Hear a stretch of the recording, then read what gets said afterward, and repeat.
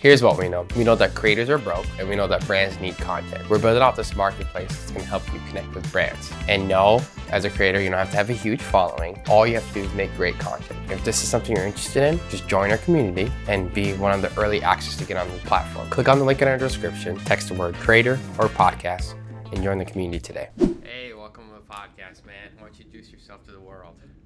Yeah, for sure. Hi, my name's Gerardo. Agency owner by day, TikToker by night. Basically started out on TikTok 2 years ago now. Yeah, just teaching different marketing and branding principles through various viral campaigns. Just trying to pull as much information as possible and communicate it in the funnest way possible on TikTok. Really trying to find a voice as an edutainer on the platform.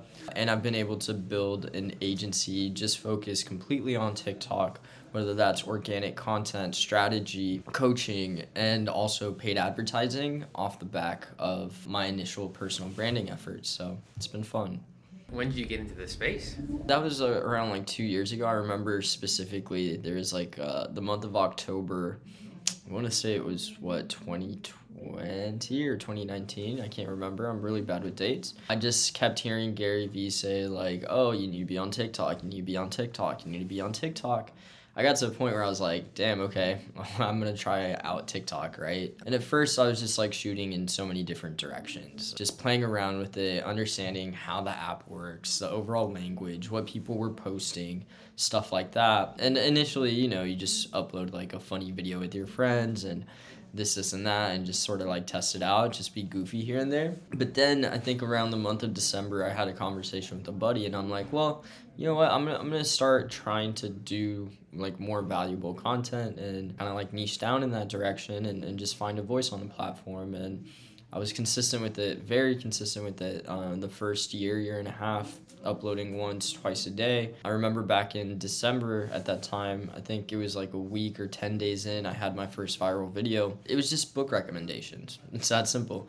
Book recommendations that I genuinely loved. I thought that they were classics, and I thought that people that were the current age of TikTok could gain value from. And I think that video got a little bit 1.4 million views in the span of 2-3 days, and I was like, damn, okay, this is for real. So yeah, that was just really exciting. It was really encouraging. Obviously it led to a little bit of followership, and I mean, at the time I felt responsible to continue to produce, find a voice, and just carry on with it. That's awesome, man. So you talked about a little bit about helping with strategy, helping brands with strategy. Also, do you also help creators too? Creators, not so much. I'm more so focused on brands. But yeah, I mean, I think creators are interesting, but it is a different frame of mind. And there are different challenges that come with sort of the brand side and the creator side. So I'd say exclusively with brands. How's that been?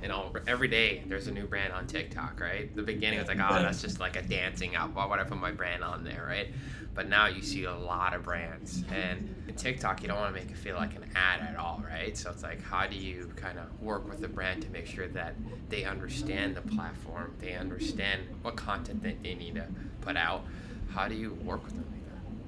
Yeah, I mean, there's two different answers to this, right? On the business side, it's a lot of how did I actually create a service based off of this? That was a lot of discovery, learning, putting together sort of teams, I guess, and kind of just roughing it out and figuring it out as I go. Luckily, at this point, I have a well-oiled machine and a more solidified service when it comes to that, but it was definitely just doing it, I guess. Now, as far as brands go and strategy and stuff like that, I think number one is managing expectation, right? So I remember especially at first, it was I want to go viral. Why aren't we going viral? Why don't all our videos get 100K views? And I'm just you hold back your words. You have to manage expectations and be it's just not reality. You can't be going viral every single time unless you're Duolingo, but even then that's a huge outlier. So a lot of it is managing expectations.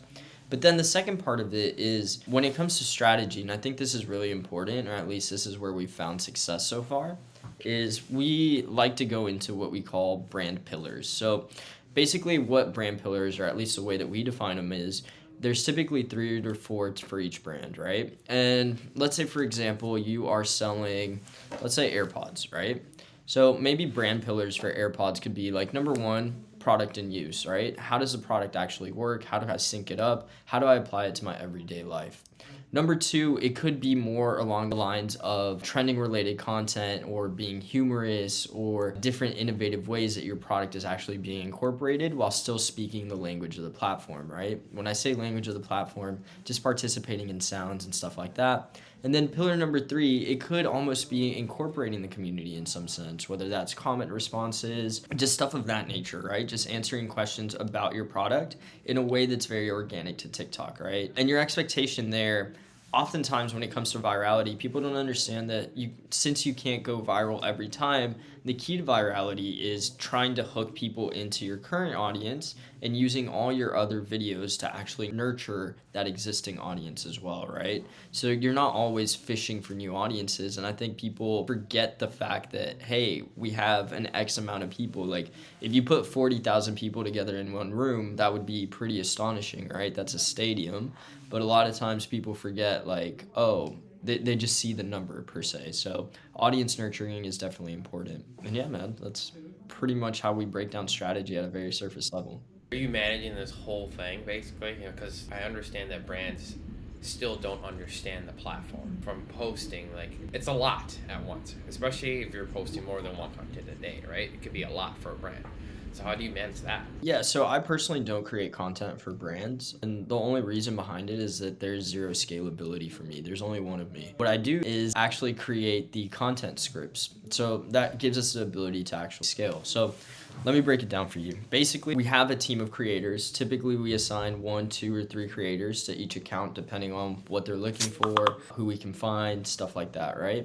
And then based off of that, we create sort of like weekly cadence. So I'll break it to you this way. Let's say, for example, on Monday, we go over with the brand the content scripts for the following week, right? So next Monday, we get those approved. And once we have the final thumbs up from the brand, we send it off to the actual content team, content creators, and they actually go in, they create the content, and they send it back to us for final approval. They already know which days they need to post. They get automated reminders on their phone, stuff like that, so that they don't miss a single day. And it's just a consistent cycle in that manner. That's really the way that we've been able to systematize it. And yeah, that's how we've pretty much gone about it. But again, it's been a discovery process, and we're always looking for ways to improve it. That's awesome, man. Can you talk about more on what happens if that expectation is not met? How can they get more out of you? Or how can they get more out of the content? Really a challenge, right? Because TikTok has become a lot more competitive than it was 1 year, 2 years ago. There's a lot more people, creators, brands on the platform, and everyone really fighting to get those views. So it has become a lot more challenging, and oftentimes you are disappointed with the actual outcome. But I think consistency is really important. Being able to show up on a consistent basis and say, hey, we're putting in the work. We know that we're putting in our best effort to be able to communicate the product and also play into the language of the platform. If internally you feel like you're doing that at the highest possible level, then there's not much else you can do. Obviously, you can revisit basically how is this being shot? Are there better hooks that you can actually implement? Are there better angles? Should we be implementing different features like voiceover, different ways of storytelling? I think a lot of it is finding what works and finding repetitive or constant ways to re-communicate that same idea, if that makes sense. I got you. You understand a lot about paid ads. I've seen from your content that you understand a lot about paid ads. Explain that to our audience. What is a paid ad for TikTok? How does it really work? Is it really working for brands? This platform has moved so quickly since I think a year and a half when I had ran my first TikTok ad, right? But I think that's number one. I think going back to who this is actually for, just until recently, TikTok rolled out city targeting on TikTok. So you weren't actually able to target specific cities or locations, just countries and at times states, right? So I think for service-based businesses, it wasn't incredibly effective. But I think that market is really opening itself up because TikTok has sort of like fallen into a mass adoption stage. But initially, I primarily work with apps and e-commerce, right? A little bit more with apps. I have a lot more experience with apps than actual e-com. That being said, what do you want to know specifically about TikTok ads? Talk about the apps. So that's pretty cool that TikTok is actually opening up the strategy to target around your area and cities. It's totally different from a Facebook ad. Is that correct, or am I wrong for saying that? The sequencing is quite similar. And from what I've been told, they're actually taking a lot of people from Facebook's like ad platform development team and bring them into TikTok. So in terms of UI and just overall execution, it's quite similar. Targeting capabilities are a little bit different, and there are some areas for improvement, of course, but it is a young platform and it's going to continue to develop. It really comes down to creative, right? And I think testing out as many creatives as you can. That a lot of people are under the impression that, oh, every single TikTok ad needs to be like native to the platform, using a trend, XYZ, and that's not necessarily the case. I think a lot of people overlook and they don't necessarily understand that there's a big difference between a good organic post and a good ad, right?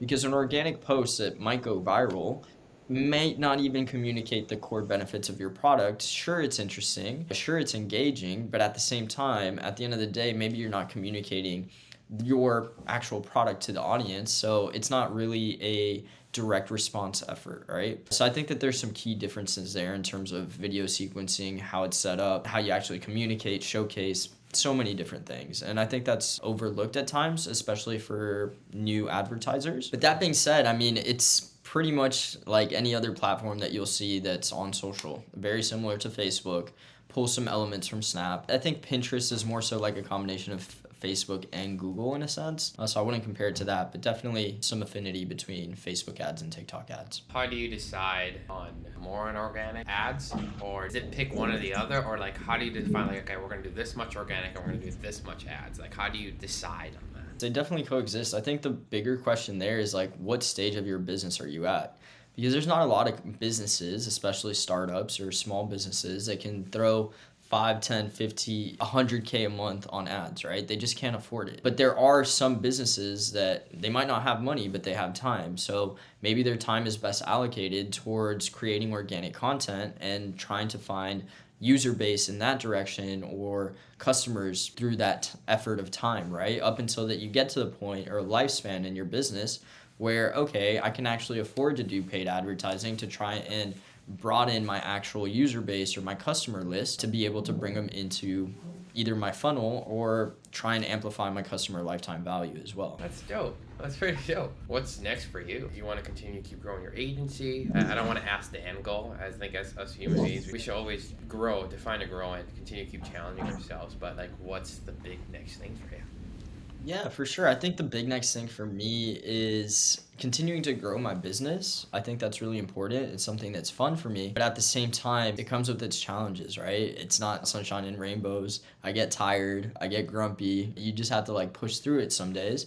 And some days it's the most beautiful thing in the world. Everything is working out. Client accounts are great. It's highs and lows. It's just like life. And it's almost like a sport because you're competing for business. You want to be able to retain. A lot of it also comes to team building, which I've been learning, and I'm still very early in that game, that it's literally building it like a team, whether it's soccer, basketball, whatever it might be.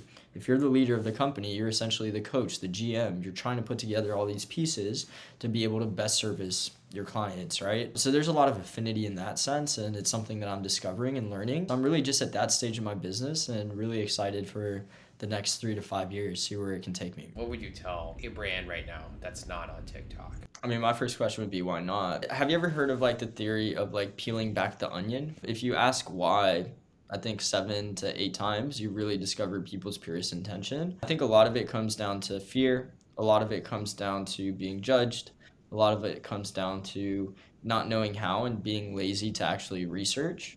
Because, dude, I mean, you can pick up your phone, download TikTok, which is free, by the way, start scrolling, look up 5, 10, 15 different brands that are doing TikTok properly, whether that's in your niche or you're just generally inspired by.